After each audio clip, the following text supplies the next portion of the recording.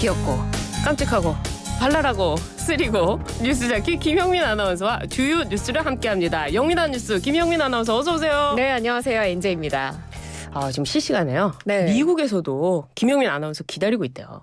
안 그래도 저희가 방송 전에 그 채팅을 같이 봤잖아요. 그러니까요. 그래서 저희가 그 유추를 해봤죠. 유추를 어디에 사시는지. 그러니까요. 서부 쪽이신 것 같아요. 그 시간상. 그러니까 오후 3시라고 하는데요. 맞습니다. 대한민국의 아침을 예. 미국의 점심시간에 또 들어주시고 너무 그러니까요. 감사합니다. 샌프란시스코 생각나네요. If you going 죄송합니다. 우리 네. PD님께서 막 짓고 계신데 더 하시라는데요. 됩니까? 샌프란시스코. 진짜 가보고 싶어요. 금문교요. 그러니까요. 알겠습니다. 샌프란시스코에 가게 되시면 저도 좀 불러주세요. 알겠습니다. 오늘 소식 좀 전해드릴 텐데요. 윤석열 대통령의 취임 2주년 회견 일정이 정해졌다면서요? 네, 맞습니다. 오는 10일에 윤석열 대통령의 취임 2주년인데요. 그래서 오는 9일에 용산 대통령실에서 기자회견 열고 취임 2주년 회견을 갖습니다.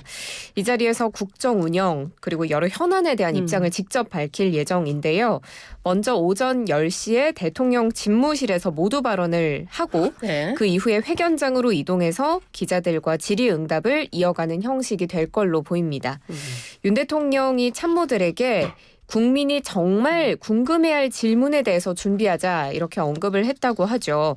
그래서 윤 대통령은 가능한 모든 주제에 대해서 질문이 나올 것으로 예상을 하고 지금 회견을 준비하는 것으로 알려졌습니다. 그렇군요. 국민이 궁금해하는 질문에 준비를 하자. 그러면 이 민감한 현안들 이에 대해서도 답변을 하겠다. 이런 입장입니까? 네, 민감한 현안들이 지금 산적해 있는데 네.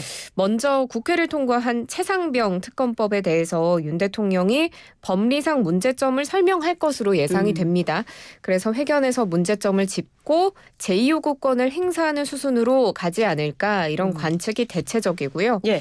또 김건희 여사 의혹에 대해서는 최근에 이원석 검찰총장 지시로 검찰이 이 명품 가방 수수 의혹 사건의 전담팀 꾸려서 본격적인 수사에 착수한 점 네. 이야기를 하면서 좀 신중한 입장을 밝힐 가능성 커 보입니다. 네. 민정수석실 부활에 대한 이야기도 나오는데 취임 이후에 현재까지 이 민정수석실 부활에 대한 상황이 어떻게 변화해 왔는지 이야기하고 네. 이해를 구할 것으로 보이고요. 또 지금 의정 갈등을 겪고 있는 의료 개혁과 관련해서는 의대 정원 증원의 필요성 다시금 강조하면서 의료계를 향해서는 대화를 촉구하지 않을까 싶습니다. 네. 이 취임 2주년 기자회견 여야 반응이 나왔습니까?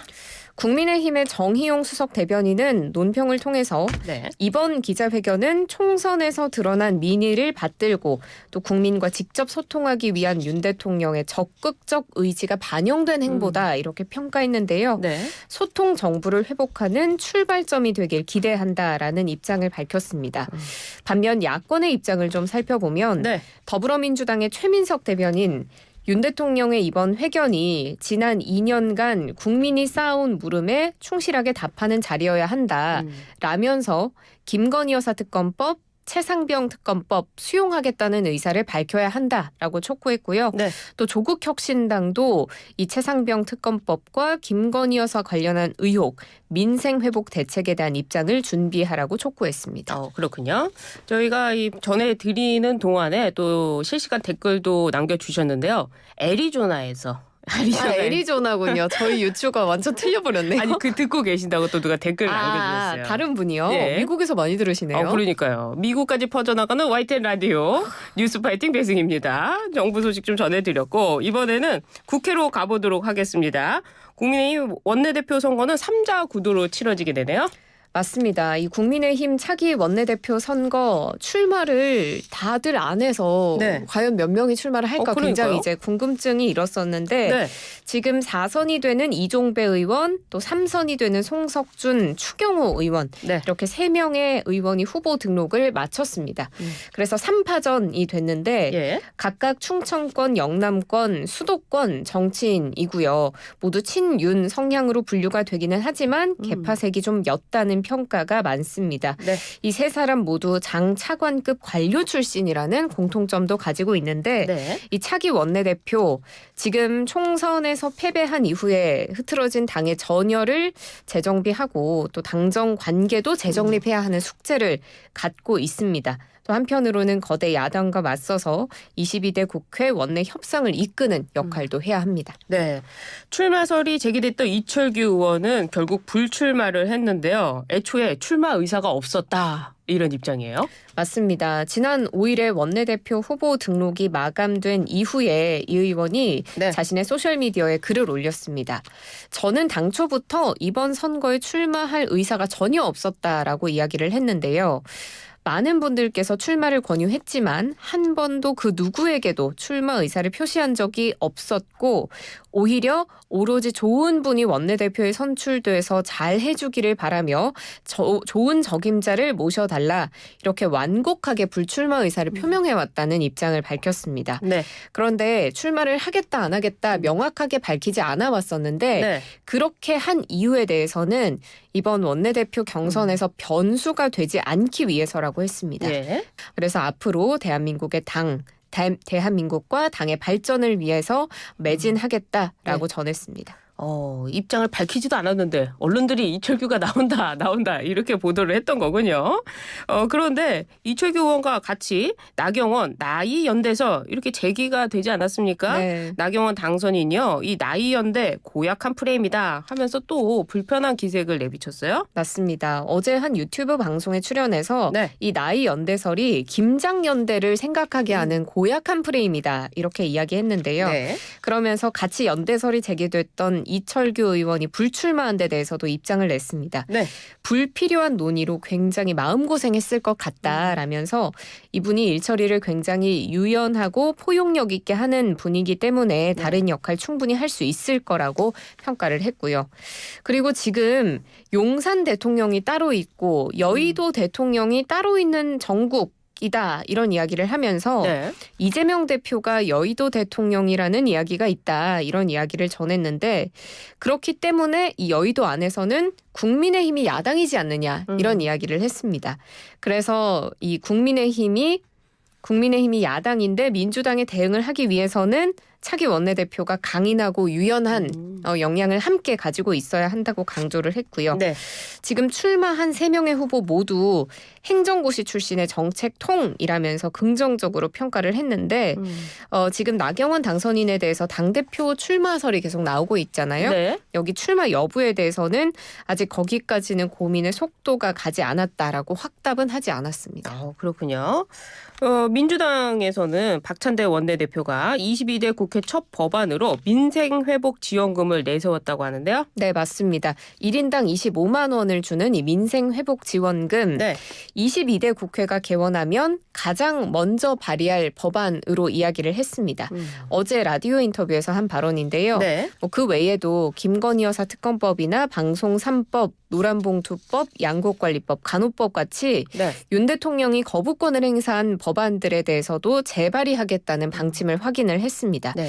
그렇지만 우선순위를 정해서 재발의할 수도 있고 전체 법안 패키지로 낼 수도 있고 이런 부분들은 정해진 바 없다고 했습니다. 그래요. 이 박찬대 원내대표가요. 22대 국회에서 법사위와 운영위를 반드시 가져오겠다 이렇게 또 입장을 냈어요. 네, 맞습니다. 원구성 협상에서도 좀 강경한 입장을 밝혔는데요. 네. 법사위 운영위 확보하겠다는 입장을 밝히면서 21대 국회에서는 여전히 180석 거대 의석수를 가진 일당이었는데도 네. 이 운영위와 법사위를 양보하다 보니 국회법을 돌파할 방법이 패스트트랙밖에 없었다라고 이야기를 했습니다. 네. 패스트트랙을 통해서 법안이 통과가 돼도 대통령이 거부권을 행사하는 등 이 정치적 효능감을 못 느끼게 하는 지체된 의사결정이 많았다면서 22대 원내대표단은 신속하게 움직이는 기동대처럼 움직이기 이기겠다 이렇게 입장을 밝혔습니다. 그래요. 박찬대 원내대표 뭔가 파이팅 넘치는데 기동대라고 이야기를 하니까 진짜 그럴 것 같아요. 네. 알겠습니다. 이번에는 그 공수처 소식으로 좀 가보도록 하겠습니다. 공수처가 최상병 수사 외압 의혹에 대한 수사를 진행 중에 있는데요. 지금 어떻게 돼가고 있습니까? 네, 공수처가 최근에 이종섭 전 국방부 장관의 참모죠. 유재은 법무관리관, 그리고 박경훈 국방부 조사본부장 직무대리와 김계환 해병대 사령관 예. 잇따라 조사했습니다. 이종섭 전 장관 지시에 따라서 박정훈 전 해병대 수사단장에게 이 최상병 사건의 수사 기록 이첩 보류 지시하거나 네. 외압을 행사한 것으로 지목된 주요 하급자들에 대한 조사가 어느 정도 이루어졌다라고 볼 수가 있겠는데요. 네. 공수처는 이 조사 진술 내용을 분석해서 조만간 윗선에 대한 소환 조사도 진행할 전망입니다. 이번 공수처 수사의 쟁점 크게 세 가지로 뽑아볼 수가 있는데 네. 이 전 장관의 이첩 보류, 법리 검토 지시가 정당했는지, 그리고 경찰에 넘긴 자료를 회수한 것이 적법했는지, 그리고 국방부 조사본부가 회수한 기록을 재검토해서 혐의자를 대대장 2명으로 줄인 게 합당한지 네. 이렇게 분류를 해볼 수가 있는데, 그리고 이 과정 전체에서 윤 대통령 혹은 대통령실에 부당한 관여가 있었는지 밝히는 것도 수사의 핵심입니다. 예, 공수처에서 이렇게 수사를 하고 있는데 이 수사를 하고 있는 것을 또 특검법으로 발의해서 지금 통과가 된 상황입니다. 그런데 이 특검법뿐만 아니라 다른 특검법을 두고도 강대강 대치를 여야가 이어가고 있는데요. 맞습니다. 22대 국회를 앞두고 21대 국회 막바지에서도 여야는 강대강 대치가 이어지고 있는데요. 네. 지금 야권에서 최상병 특검법을 이태원 특별법에 이어서 강행 처리를 했고, 그리고 22대 국회에서 민주당이 김건희 여사에 관한 특검법을 하겠다라고 예고를 한 상태입니다. 네.